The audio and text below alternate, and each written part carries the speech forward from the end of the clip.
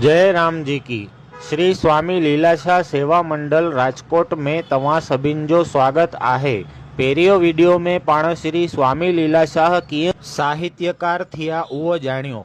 हाणे पाण श्री स्वामी लीलाशाह जो सेवा कार्य ऐं रहन सहन जो ॿुधायूं था। सभिनि खां पहिरीं श्री स्वामी लीलाशाह तलवार गांव में वञी करे रतन भगत जे आश्रम ते कुओ खोदायो। उते ॿियनि मजूरनि सां गॾु उहे बि कमु कंदा हुआ। उते उन्हनि गुफ़ा भी ठाराई। इलाही टाइम ताईं श्री स्वामी लीलाशाह उन गुफ़ा में रहिया। सुबुह जो उथी करे गुफ़ा मां निकिरी करे जंगल में शुद्ध हवा खाइण निकिरंदा हुआ। रोज़ भक्तनि खे सत्संग ॾींदा हुआ। ॾींहं में हिकु दफ़ा भोजन कंदा हुआ। रोज़ सभिनि खे सत्संग ॾींदा हुआ। गर्मी जे ॾींहंनि में हरिद्वार, ऋषिकेश ऐं उत्तरकाशी में वञी करे रहंदा हुआ।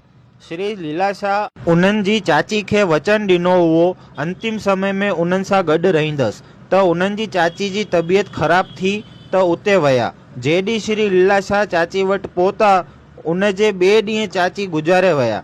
श्री लीलाशाह 12 ॾींहं रही करे चाची जी अंतिम क्रिया करे वचन पूरो कयो। ऐं श्री लीलाशाह जो रहन सहन साव सादो हुओ। जिते बि वेंदा हुआ एकांत में रहंदा हुआ। उन्हनि जो दिलि कोमल ऐं धीरज वारो हुओ। उन्हनि जी वाणी ते इलाही संयम हुओ। उहे सादगी, संयम ऐं सदाचार सत्य जा प्रेमी हुआ। सिंध जे दक्षिण भाग में लाड़ गांव में व्यवहारिक तौर ते माण्हू इलाही पुठियां हुआ। उते उन्हनि माण्हुनि खे व्यायाम ऐं स्वास्थ्य सुधारण लाइ प्रेरित कयनि। सत्संग ॾेई परमात्मा जे मार्ग ते हलण लाइ प्रेरित कयनि। उन्हनि विद्यार्थी माताऊं, नवयुवकनि, भेनरुनि ऐं वॾनि नंढनि खे हिंदी भाषा सिखण लाइ प्रेरित कयो। उन्हनि जी प्रेरणा सां टुंडो मोहम्मद खान, संजोरी, माटली, तलहार, बदीन, शाहपुर इन्हनि सभई जॻह ते धीअरुनि लाइ स्कूल खुलिया जंहिंमें हिंदी भाषा मेन हुई।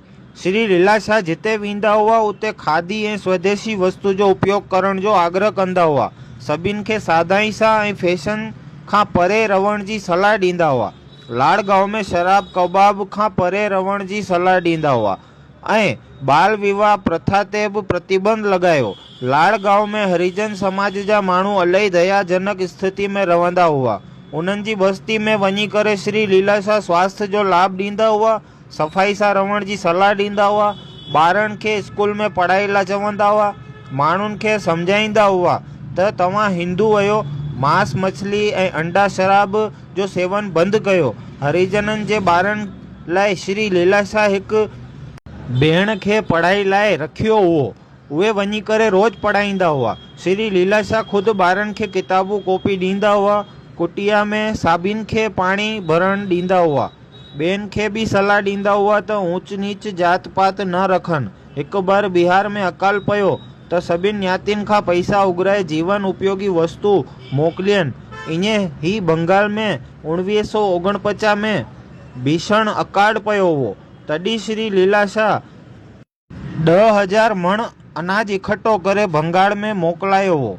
जॾहिं श्री लीलाशाह हरिद्वार में रहंदा हुआ तॾहिं ज़ोरदार बारिश जे करे गंगा जे ज़ोरदार बहाव पार करे अचण वञण में तकलीफ़ थींदी हुई माण्हुनि खे। त उहे पाछा सिंध में अची करे आवश्यक धनराशि ऐं हिकु इंजीनियर खे गॾु कोठे विया ऐं हरिद्वार ऐं उत्तरकाशी में 2 वॾा वॾा पुल ठारायनि।